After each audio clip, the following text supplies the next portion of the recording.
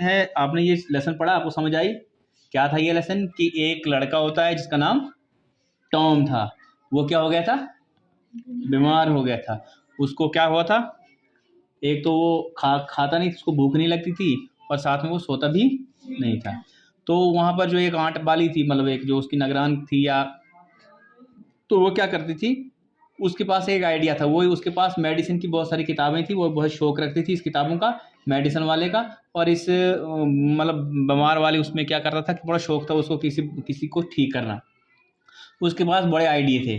तो जब वो लड़का बीमार हो गया तो उसने क्या किया, उसके पास एक आइडिया आया कि वो क्या करता है, उसने क्या किया, तो उस लड़के को क्या करती थी, वो ठंडे पानी से, बर्फ़ के ठंडे पानी से वो नहाती थी। नहाने के बाद गीले कपड़ा उसके साथ लपेटती थी और बेड पे सुलाती थी। तो जब देखा कि उसको फ़र्क नहीं हुआ, वो ठंडा पानी उससे ऊपर डालती। फिर उसने अपना आइडिया चेंज किया। फिर क्या किया उसने, उसके ठंडे पानी के बजाय कौन सा पानी डाल के डालें, वो गर्म पानी। लेकिन उससे भी उस लड़के को फ़ायदा नहीं हुआ, वो टॉम जो है वो बचा ठीक नहीं हुआ। तो ये थी इतनी छोटी सी कहानी। अब इसके रिलेटेड जो है हमारे पास क्वेश्चन है। पहला क्वेश्चन जो है वो क्या लिखा है, वो है what happen to Tom. What happen to Tom, क्या है? What happen to Tom. तो व्हाट हैपन का मतलब होता है क्या हुआ था टॉम को। टॉम कौन था? हाँ, क्या था? उसको क्या हुआ था, बोलो क्या हुआ था? बीमार था। तो हम लिखेंगे ऐसे, टॉम हाँ वाज इल। इल माने बीमार है, टॉम बीमार था। टॉम वाज इल का मतलब क्या था? बीमार। इल हो गया बीमार, टॉम बीमार था। ही COULD क्या बनता है?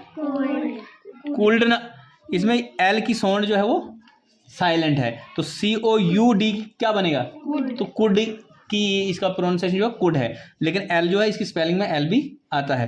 He could not eat and sleep. SLEEP sleep. He could not eat वो खा नहीं सकता था, और स्लीप सो नहीं सकता था। एज ही, इधर लिखूंगा नीचे, यूज्ड टू, जैसा कि वो पहले, ही यूज्ड टू का मतलब जैसा कि वो पहले खाता था, जैसा वो पहले सोता था, अब वो ऐसा नहीं सो सकता है। ठीक है ना, आई समझ? ये था आपका पहला क्वेश्चन। तो समझ आई आपको? एक बार और समझाता हूं मैं। टॉम वाज इल का मतलब टॉम बीमार था। ही कुड नॉट ईट वो नहीं खा सकता था, एंड स्लीप वो नहीं सो सकता था। स्लीप का मतलब सोना, ईट का मतलब खाना। And he used to, as he used to जैसा कि वो पहले रूटीन में, रूटीन का मतलब जैसे वो रोज खाता था, जैसे सोता था, अब वो सो भी नहीं सकता क्योंकि he was not feeling well, वो अच्छा महसूस। तो he was not feeling well का मतलब क्या होता है? वो बीमार था। ये एक ही लफ्ज़ है। जैसे टॉम वाज इल, उसका भी वही मतलब निकलेगा। Tom was not feeling well, इसका मतलब अच्छा महसूस नहीं करता। जब कोई अच्छा महसूस नहीं करता इसका मतलब क्या होता है? वो फिर बीमार होता है। तो आई समझ इसको आपको? ठीक है, ठीक है। चलिए हम दूसरे क्वेश्चन पे जाते हैं। तो बच्चों दूसरा क्वेश्चन है, what was aunt Polly fond of. Fond का मतलब मैंने बोला आपको क्या होता है? फॉन्ड ऑफ, फॉन्ड ऑफ क्या हुआ? शाबाश। What was aunt Polly fond of. तो फॉन्ड ऑफ का मतलब क्या होता है?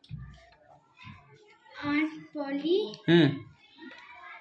सभी किस्मों की दवाई शौक रख दी थी। तो फॉन्ड ऑफ होता है शौक।